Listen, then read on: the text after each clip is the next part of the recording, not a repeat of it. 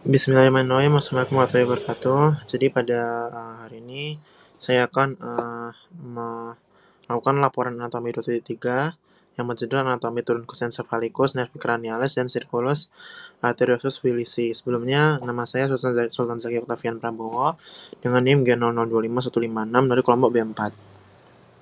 Selanjutnya saya akan membacakan skenario 1 laporan 1. Jadi Pak Harjo, seorang pria berusia 68 tahun, datang ke dokter dengan keluhan gerakan tubuh yang makin lambat, kaku pada otot, dan tangan kanannya sering bergetar sendiri saat sedang santai atau resting tremor. Nah, dokter mendiagnosis Pak Harjo menderita penyakit Parkinson, yaitu penyakit neurodegeneratif yang merusak pusat kendali generik gerak motorik di otak. Pertanyaannya, penyakit Parkinson berkaitan erat dengan kerusakan substansi nigra. Nah, jelaskan letak anatomi dari substansi nigra. Nah, substansi nigra adalah bagian dari sistem ganglia basalis. Jelaskan struktur anatomi apa saja yang menyusun ganglia basalis. Nah, terus substansi nigra berada di area batang otak. Jelaskan secara lengkap anatomi penyusunan batang otak atau tronsus encephalica. Nah, jadi itu saja, lanjut ke slide selanjutnya. Nah, selanjutnya kita akan membahas substansia nigra yang pada pedunculus cerebri.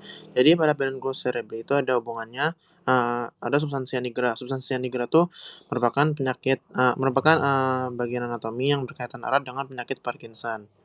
Nah, jadi penjelasan singkatnya substansia nigra itu dia kayak area di otak, area di midbrain yang berfungsi memproduksi dopamin. Nah, dia tuh nukleus motorik besar di mesencephalon yang terletak di antara tegmentum sama crus cerebri yang berwarna gelap akibat pigmen neuromelanin, serta berfungsi dalam sistem ekstrapiramidal bersama ganglia basalis. Nah, struktur ini tuh dia dibagi menjadi dua zona fungsional, yaitu ada pars compacta di sisi dorsal yang padat neuron dopaminergic berpigmen untuk jalur nigrostriatal, dan pars reticularis di sisi ventral yang berisi neuron tidak berpigmen. Nah, apa hubungannya sama Parkinson tuh dia kayak ada penurunan jumlah sel saraf di area substansia nigra yang bakal menyebabkan kekurangan dopamin, yang nanti kemudian bakal memicu gejala khas penyakit Parkinson. Kayak misalnya dia tremor, kaku otot, dan gangguan keseimbangan tubuh lainnya.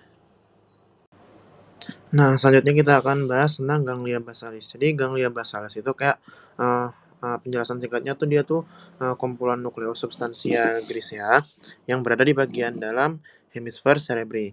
Nah, komponen utamanya tuh dia ada nukleus caudatus, putamen, sama globus pallidus.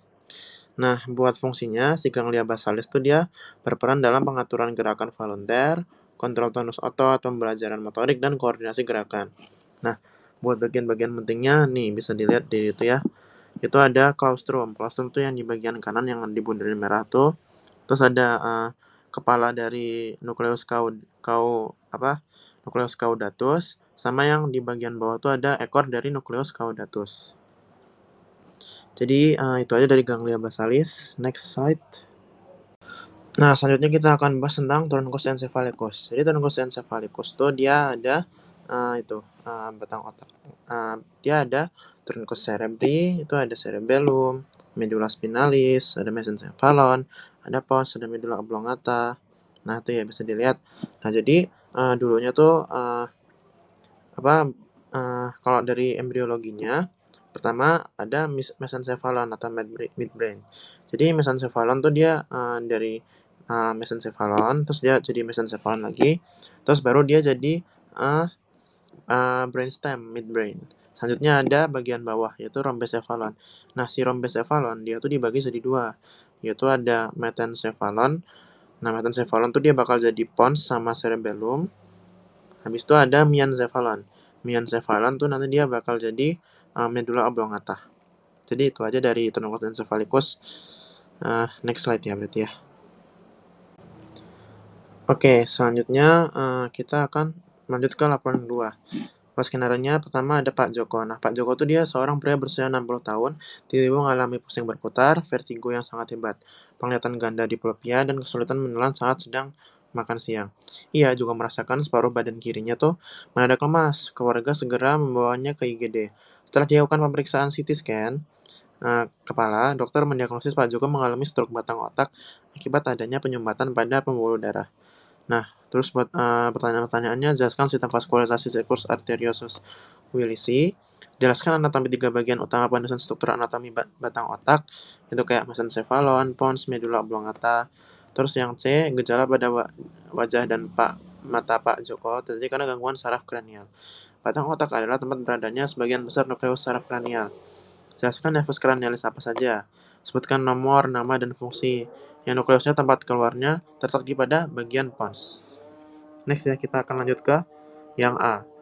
Jelaskan sistem vaskularisasi circulus arteriosus Willisi. Next. Nah, selanjutnya kita akan membahas tentang vaskul circulus arteriosus Willisi. Nah, jadi buat vaskul circulus arteriosus Willisi ini, dia tuh adalah anastomosis arteri yang terletak di dasar otak dan berfungsi menjaga suplai darah ke otak. Nah, apabila terjadi sumbatan pada salah satu pembuluh. Buat arteri-arteri utamanya tuh ada arteri cerebri anterior, dextra et sinistra. Habis itu ada arteria communicans anterior tuh yang di atas itu.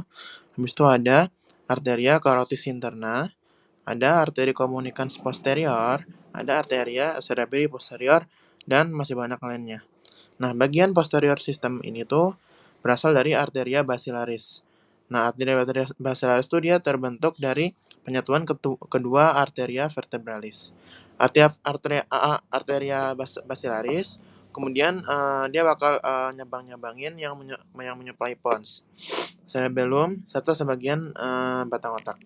Nah, karena itu jika terjadi oklusi pada sistem vestibular, pasien dapat mengalami stroke batang otak seperti pada skenario kasus si Pak Joko itu. Nah, selanjutnya kita akan membahas tentang bagian utama penyusun anatomi batang otak. Pertama tuh mesencephalon. Nah, jadi bagian pertama batang otak tuh ada mesencephalon. Nah, mesencephalon ini dia tuh letaknya di antara diencephalon sama pons. Nah, bisa lihat di gambar ya. Ada beberapa struktur penting. Yang pertama tuh ada colliculus superior. Nah, colliculus superior tuh dia kerjanya tuh berperan sebagai refleks visual. Habis itu tadi kan ada superior, habis itu ada colliculus inferior yang berhubungan dengan jalur auditorik. Habis itu ada corpus geniculatum lateral yang berperan dalam jalur penglihatan, dan juga ada corpus geniculatum medial yang berhubungan dengan pendengaran. Nah, selain itu di mesencephalon itu juga ada nervus cranialis 3, yaitu nervus oculomotoris, oculomotorius, dan nervus 4 yaitu nervus trochlearis. Jadi itu aja buat di mesencephalon. Next. Nah, selanjutnya kita akan bahas bagian utama penyusunan struktur anatomi batang otak terakhir yaitu pons. Yang kedua, maksudnya yang kedua. Nah, jadi pons tuh dia terletak di antara mesencephalon sama medula oblongata. Nah, struktur ini tuh dia berfungsi sebagai penghubung antara cerebellum, dan medula spinalis. Nah, pons tuh juga mengandung berbagai nukleus saraf kranial serta jalur motorik dan sensorik yang panjang. Bisa dilihat di gambar itu ya. Nah, secara fisiologis si pons itu dia berperan dalam regulasi pernapasan, kontrol tidur, serta koordinasi gerakan wajah. Nah, karena banyak nervus cranialis berada di daerah ini, lesi pada pons sering menyebabkan gangguan fungsi wajah dan mata. Nah, nanti buat nervus cranialisnya bakal saya bahas di nomor yang selanjutnya ya. Nah, jadi kita bisa lanjut dulu ke yang selanjutnya yaitu medula oblongata. Next. Nah, nih bagian ketiga dari medula dari bagian penyusunan struktur anatomi batang otak yaitu adalah medula oblongata. Nah, jadi di medula oblongata itu dia kayak merupakan bagian-bagian paling inferior dari batang otak dan nanti bakal lanjut menjadi medula spinalis. Nah, pada struktur ini tuh dia terdapat beberapa bagian-bagian penting. Kayak seperti ada piramis, terus ada decostatio pyramidum, sama ada oliva juga. Sama ini bisa dilihat di gambar tuh ya, ada beberapa yang aku highlight di gambar yang di kiri sama yang di kanan. Nah, jadi decostatio pyramidum itu dia merupakan tempat penyilangan sebagian besar serabut traktus corticospinal. Nah, terus hal ini tuh dia menjelaskan mengapa lesi pada satu sisi otak dapat menimbulkan kelemahan pada sisi tubuh yang berlawanan. Selain itu, medula juga mengandung pusat vital yang mengatur respirasi, denyut jantung, dan tekanan darah. Habis itu kita bakal lanjut ke nomor selanjutnya. Next. Nah, seperti yang saya bilang tadi, sekarang kita akan membahas tentang, nervus cranialis bagian pons. Jadi di bagian pons, di pons itu dia ada beberapa, nervus cranialis yang penting. Nah, yang pertama tuh ada nervus trigeminus atau nervus 5. Nah, nervus trigeminus tuh dia nanti bakal berfungsi, sebagai saraf sensorik utama wajah, dan juga menginervasi otot-otot mastikasi. Selanjutnya ada nervus abducens. Nah, nervus abducens itu nervus 6. Saraf ini tuh dia menginervasi otot rectus lateralis sehingga berperan dalam abduksi bola mata. Habis itu yang ketiga ada nervus facialis atau nervus 7. Nah, saraf ini tuh dia mengatur ekspresi wajah, pengasapan 2/3 anterior lidah, serta sekresi air mata dan saliva. Terus yang terakhir ada nervus vestibulocochlearis atau nervus 8. Nah, saraf ini tuh dia berfungsi, tadi kan tuh cochlea, vestibulocochlear. Nah, berarti dia berfungsi sebagai pendengaran dan keseimbangan. Nah, kalau pada skenario itu, batang otak keterlibatan. Nah, pada kasus stroke batang otak, keterlibatan nervus 6 dapat menyebabkan diplopia, sedangkan keterlibatan nervus 7 dapat menimbulkan kelemahan otot wajah. Jadi itu aja buat nervus-nervus cranialis di bagian pons. Next. Nah, jadi itu aja dari laporan, praktikum anatomi saya. Terima kasih sudah menonton. Bye-bye. Bye-bye.